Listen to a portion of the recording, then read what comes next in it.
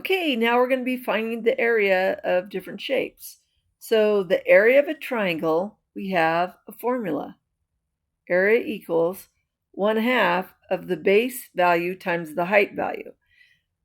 The height, so in this case, 6.8, and how you can tell, besides this is indicated in red in a dashed line, heights are segments that extend from one angle but to the opposite side perpendicular. That's what makes a height. Notice they're always going to be perpendicular to another side. So that's what makes up the height. So when we're doing the formula, and you could also think about it as base times height, divide 2. Because remember, dividing is the same as multiplying by the reciprocal. So if it's easier for you to think about it that way, do that. So we know our height value is 6.8, and that's miles. And then our base value is the one that they give here. So 10.8, and this is multiply. And then you can take 1/2 of that or take that amount and divide it by 2. So let me move this over a little bit. Now, if it gives you a calculator, what I recommend typing in is, well, 1/2 is 0.5. So I recommend typing in 0.5 parentheses 10.8 times 6.8. I recommend doing that. All right, so I'll do it too. 0.5 times 10.8 times 6.8. Close parentheses. The area, now remember, so I should have done this. Each time you should label. And the reason is because miles times miles, that's where you're going to get your miles squared from. So the labels are very important. When we multiply all this out, we get 36.72 miles squared. All right.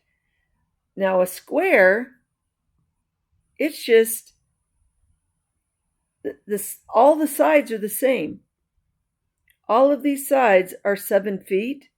Well, to find the area of the square, remember of rectangles, it's length times width. Well, in this case, here would be the length, here would be the width.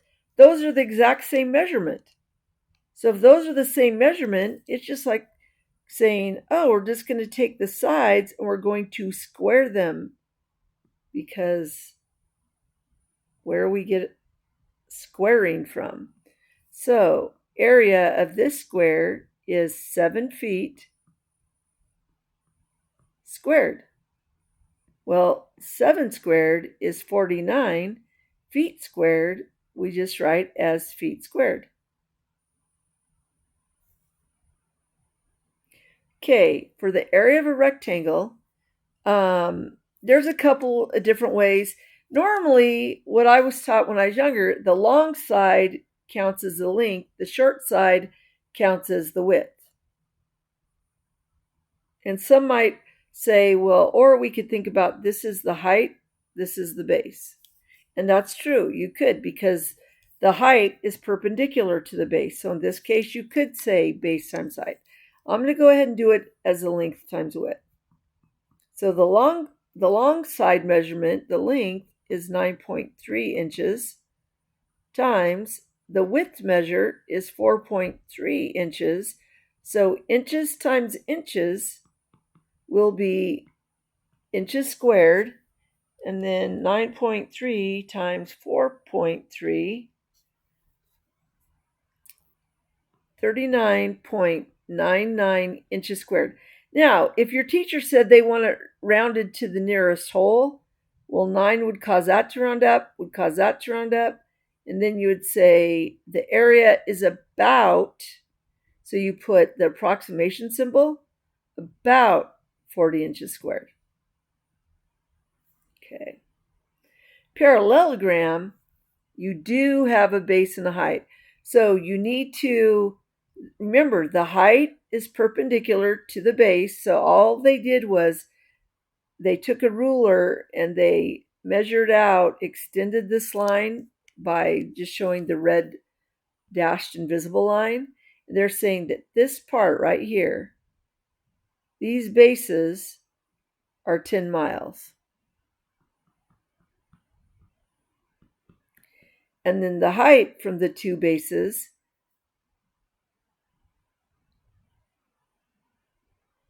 is 9.1 miles. And then miles times miles, you're going to have miles squared.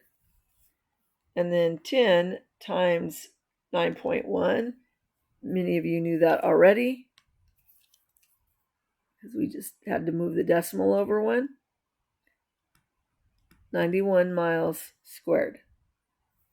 The next one, the trapezoid, is a little bit, there we go. So here is the formula for that. You take half of the height and then you multiply that by adding the two base numbers together. Now, if you have a calculator, you can just type it just like this. So our height is 7.9 meters. And then we add the two bases. So I put the top base as base 1 and the bottom base as base 2. So 4.1 meters plus 10 meters. You could simplify that first if you wanted. Well, that's 14.4 meters. And then 7.9 divide 2, or you could just type into your calculator 1/2 as 0.5 times 7.9 times 14.4. And remember, we have meters times meters. Whoops, left off the meters. Meters times meters, so this will be meters squared. And then 0.5 times 7.9 times 14.4. 56.88 meters squared for the area of that trapezoid.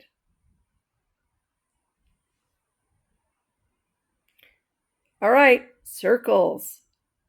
The area of a circle is pi r squared. Well, if we don't, here I had it, there we go. So they give us the radius. So right there, we can just say 7 meters squared.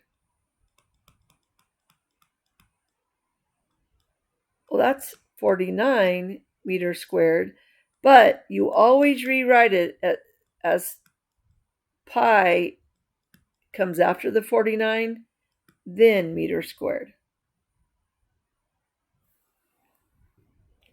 Whenever you're dealing with circles, circumference or area, there will be a pi involved. All right. Now, if we don't know the radius, well, radius is exactly 1/2 of the diameter. So the radius would be 4 yards. And now we can plug it in. So pi times 4 yards squared. Well, 4 yards squared is 16 yards. And then we know we want the pi to come after the 16 and then the yard squared. And then lastly, we're going to find the circumference. So there's two formulas for the circumference. If you know the radius, you use this formula. If you know the diameter, you use this formula. So in this case, we know the diameter.